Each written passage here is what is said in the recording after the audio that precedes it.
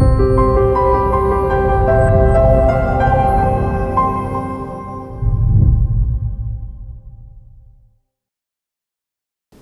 안녕하세요. 저희는 순천대학교 컴퓨터교육과에서 온 A2팀의 김란양, 홍수민입니다. 목차는 다음과 같이 구성되어 있습니다. 저희가 첫 번째로 살펴볼 것은 전반적인 수업 계획을 잡게 된 이유에 대해서 살펴보도록 하겠습니다. 현재 그리고 앞으로 사회에서는 창의융합형 인재를 원하고 있습니다. 2015 개정 교육과정에서는 이러한 사회적 요구에 부응하여 창의융합형 인재를 육성하는 것을 목적으로 하고 있습니다. 그렇기에 저희는 어떻게 하는 것이 창의융합형 인재 양성이라는 목표에 부합할 수 있는지를 고민하였으며, 이번에 수업 계획서를 작성할 때 다음의 사항들을 고려하여 수업 프로그램을 계획하게 되었습니다. 첫째, 창의융합형 인재 양성을 위한 수업을 구현하기 위해서는 교실 내의 학생들이 익숙한 관점을 털어내고 새롭고 낯선 시각으로 볼 수 있는 여건을 마련해야 한다는 것입니다. 저희는 수업 도입부에서 학생들이 일상에 쉽게 접할 수 있는 상황 및 현상에 대해서 다른 시각으로 바라볼 수 있도록 하기 위해 다음과 같은 질문을 던졌습니다. 개구리는 왜 양서류로 분류가 될까요? 파충류일 수도 있지 않을까요? 와 같이 결과 현상을 묻는 질문보다는 결과에 대한 원인을 묻는 질문과 같이 기존과는 다른 시각으로 볼 수 있는 질문을 던지고, 학생들이 수업을 듣는 과정에서 왜 개구리는 양서류인지에 대해 생각해보는 과정을 거치도록 합니다. 이를 통하여 학생들이 다른 시각으로 문제를 보고 이에 대한 정답을 찾아 나갈 수 있도록 구성하였습니다.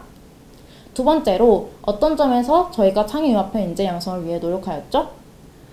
창의융합형 인재 양성을 위한 수업으로 학생들이 스스로 문제를 찾아내도록 지원해야 하며, 이를 위해서는 순간의 번뜩임으로 문제를 해결하는 것이 아닌 항상 자신의 주변을 둘러보면서 관찰하고 현상에 대해 고민하는 습관을 몸에 익히게 할 필요가 있다고 생각했습니다.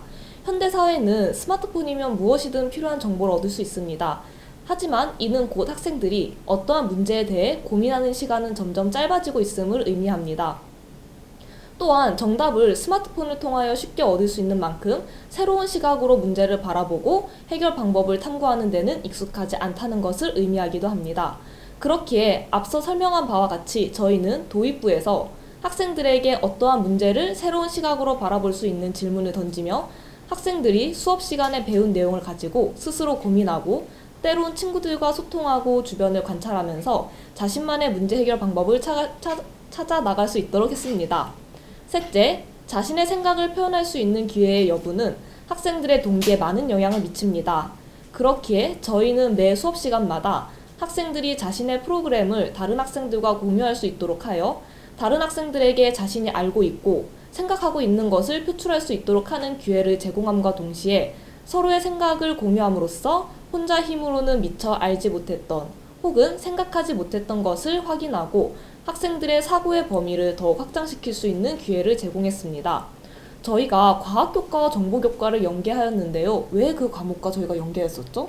저희가 과학교과와 융합한 프로그래밍으로 수업을 생각한 이유는 창의융합형 인재를 양성함에 있어 가장 중요한 요소가 어떠한 하나의 논점 혹은 문제를 중심으로 다양한 시각의 문제를 바라보고 이를 해결할 수 있는 해결 방향을 탐구하는 과정이라고 생각했습니다.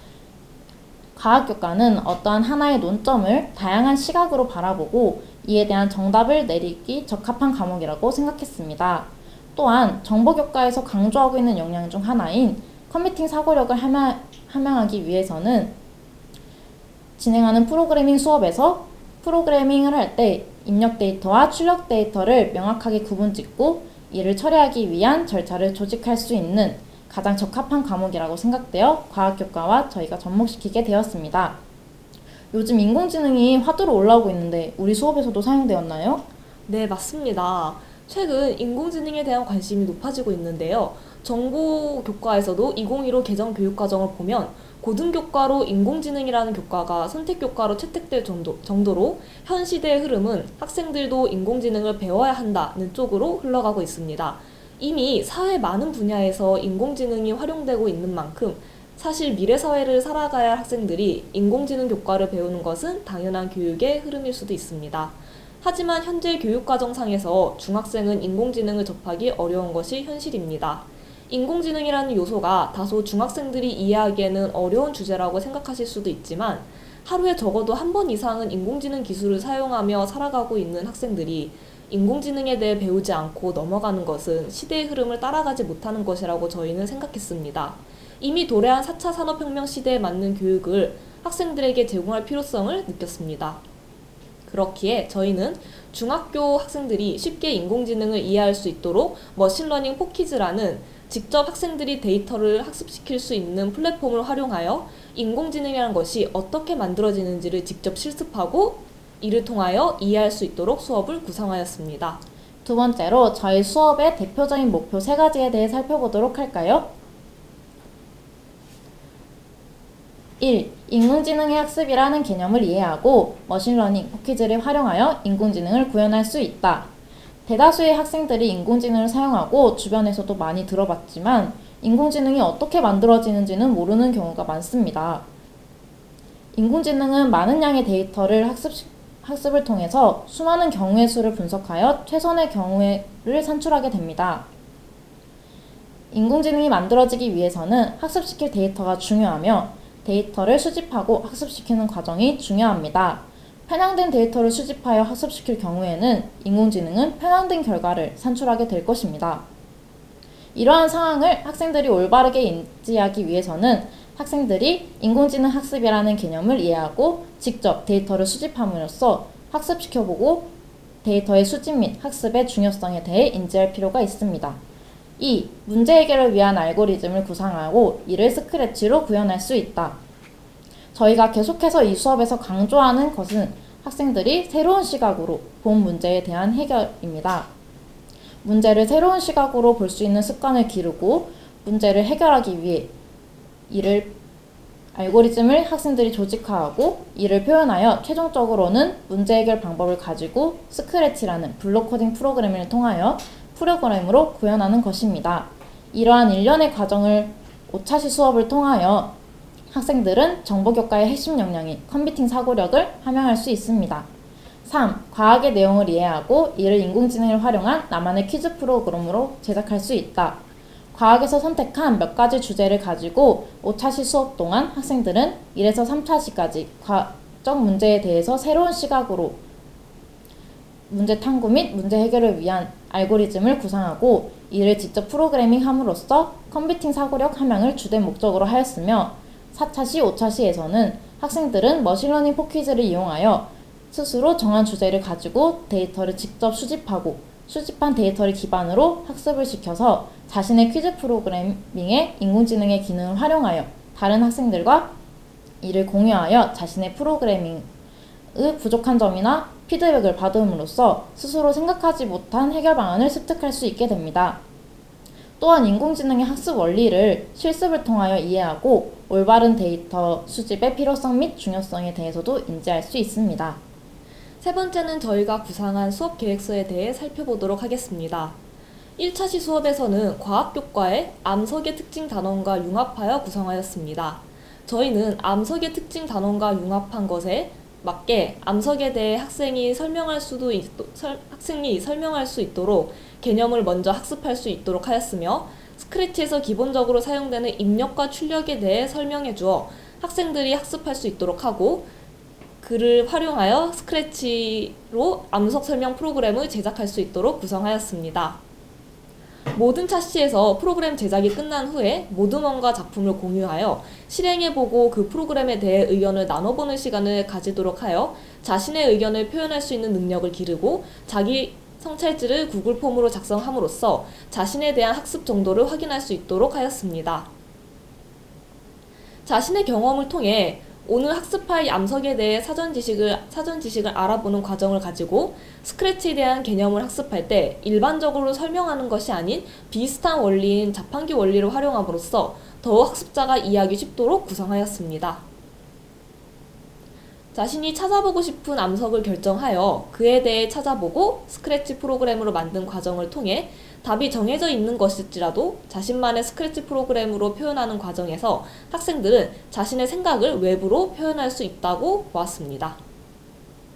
2차 시에서는 우리가 무슨 수업을 구성하였죠?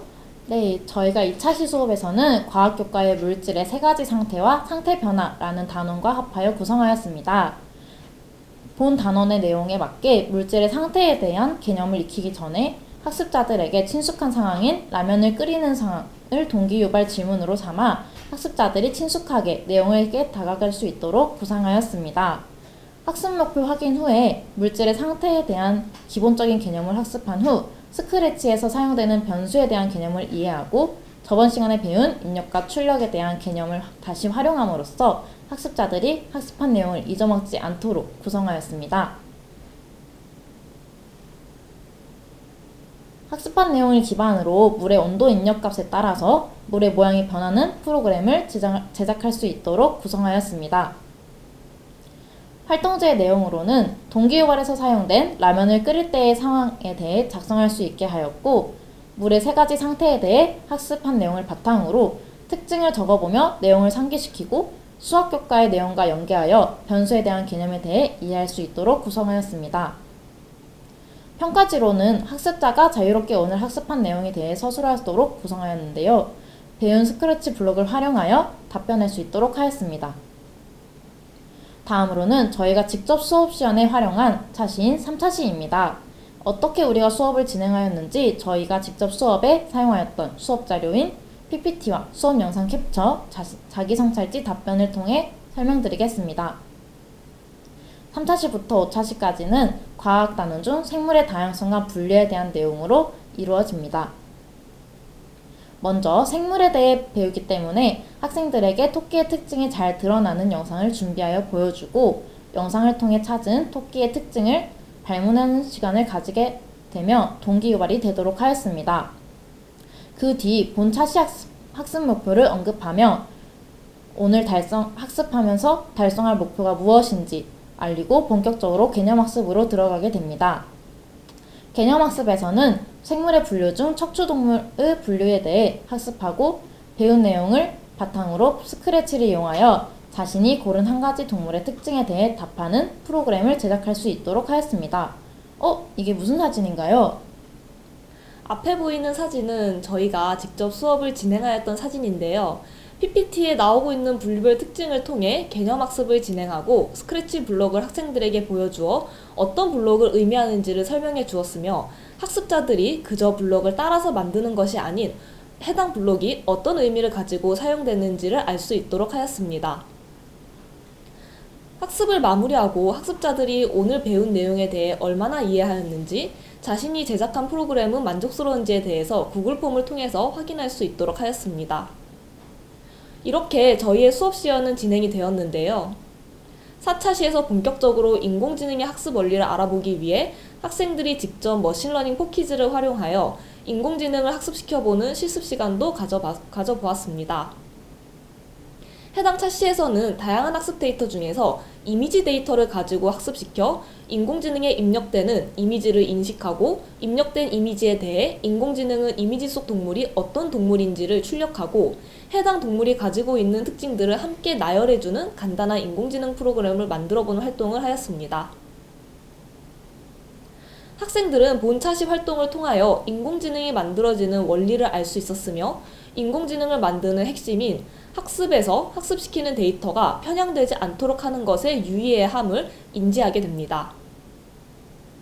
저희 마지막 수업은 최종 프로그램을 만드는 거였죠? 네, 맞아요. 5차 시에서는 4차 시에서 만든 인공지능 이미지 분류를 활용하여 나만의 동물 퀴즈 프로그램을 만드는 활동 시간을 갖도록 합니다.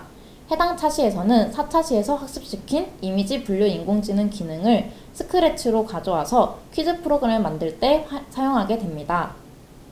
학생들은 입력 데이터로 이미지를 준비하여 문제로 척추동물 중 양서류나 혹은 포유류 동물들의 특징들을 보여주고, 해당 문제에서 제시된 범위에 속하는 동물의 이미지를 입력받도록 하여 인공지능이 입력받은 이미지 데이터를 자신이 학습한 데이터를 가지고 해당 이미지 속 동물이 어떤 동물인지 결과를 산출하고, 산출된 결과가 문제의 정답과 일치하는지를 판단하여 정답과 오답을 말해주는 프로그램을 만드는 활동을 하게 됩니다. 학생들은 본차시 활동을 통하여 머신러닝 포키즈에서 만든 인공지능 기능을 자신이 만든 퀴즈 프로그램에 활용할 수 있으며 실제로 자신이 만든 이미지 분류 인공지능을 가지고 학습이 잘 되었는지 확인하고 필요시 더 많은 데이터를 학습시켜 정교한 인공지능을 만들 수 있게 됩니다. 다음은 5차시 활동 학습지입니다. 저는 에듀톤 예선을 두 번째로 참여하였습니다. 처음 참여하였을 시에는 2학년이라는 아직 미숙한 부분도 많고 하여 본선 진출을 하지 못하였는데 이번에 더욱 열심히 준비해서 참여할 수 있게 되었습니다. 처음에는 수업 계획을 어떻게 잡아야 할지 정확하게 하지도 못했고 어떤 내용으로 해야 할지 정하지 못해서 갈피를 못 잡고 있었는데 지속적인 멘토 선생님의 조언을 통하여 체계적인 수업 계획서를 잡아가고 현실적인 수업에 맞게 준비를 해나갈 수 있어서 좋았습니다. 중간에 다양한 인공지능에 대해 알아볼 수 있는 수업들을 통하여 저희는 전공 활용 지식을 한층 더 늘릴 수 있는 기회가 있었던 것 같았고 2년 전에 에듀톤처럼 서로 경쟁하는 구도가 아닌 서로 협동하는 구조로서 다른 팀들과의 피어 리뷰를 통해 더욱 풍부한 수업 계획서로 작성하는 계기가 될 수 있었는 점이 좋았던 것 같습니다. 그리고 수업 시연을 직접 해볼 수 있는 점은 에듀톤만의 메리트가 아닐까 하고 생각하게 되었습니다. 저희 학교는 4학년에 교생 실습을 나가게 되는데 그 전에 실제 학생들을 대상으로 저희가 구상한 계획을 가지고 실제 수업을 진행할 수 있는 기회를 가짐으로써 실제 수업에서 유의할 점을 몸소 배울 수 있고 실제 교사이신 선생님의 말씀을 통해 수업에서 활용할 수 있는 내용을 배울 수 있어 좋은 기회였다고 생각했습니다. 네, 저는 이번에 이제 에듀톤 대회를 처음 나가게 되었는데요. 예선 때 처음 수업 지도안을 작성하다 보니 어떤 주제를 가지고 수업을 구성해야 할지 감도 잘 안 잡혀서 주제 선정부터 조금 어려웠던 것 같습니다. 또 지도안을 작성하고 수업 시연을 할 때 수업 내용을 전달함에 있어 어떻게 전달을 해야 할지 그런 부분을 학생들에게 잘 이해시키고 반응을 유도할 수 있는 부분까지 생각하는 것도 어려웠던 것 같습니다. 하지만 멘토 스님과 작성한 수업 지도안에 대해 상의하면서 수정해야 할 부분을 짚어주셔서 수업 지도안을 작성할 때 이렇게 작성하면 안 되겠구나 혹은 이러한 부분은 좀 더 고려를 해서 추가를 해야겠구나 라는 것과 같이 수업 지도안을 작성함에 있어 고려해야 할 사항들을 좀 더 파악할 수 있었던 것 같습니다. 또한 피어 리뷰를 하면서 저희가 작성한 수업 계획서들을 다른 팀들과 공유하며 다른 팀들은 어떻게 수업을 준비하는지 어떻게 구성하는지를 확인함으로써 저희 수업 지도안에 필요했던 내용들 혹은 비슷한 주제를 가진 다른 팀들의 수업 구성을 보면서 이렇게 수업을 구성하는 것이 학생들에게 좀 더 쉽게 이해시킬 수 있겠구나라는 생각도 들었습니다. 또 저희 팀은 어떤 부분에서 보완이 필요했고 어떤 부분이 잘 구성했는지 다른 팀의 평가를 통해서 다시 한 번 더 생각해 볼 수 있는 계기도 되었던 것 같습니다. 저희가 5개월 동안 준비했던 수업 지도안을 가지고 직접 현장에 나아가 수업을 하니 생각보다 수업 시간이 많이 짧구나라는 생각이 많이 들었던 것 같습니다. 전달하고 싶은 내용은 많으나 이를 따라온 학생들의 속도는 모두 다르다 보니 모든 학생들이 다 마무리됐을 때 다음 내용으로 넘어갔으면 좋았겠지만 현실적으로 그럴 수 없는 부분이 안타까웠던 것 같습니다. 네, 그럼 이상으로 발표를 마치도록 하겠습니다. 감사합니다.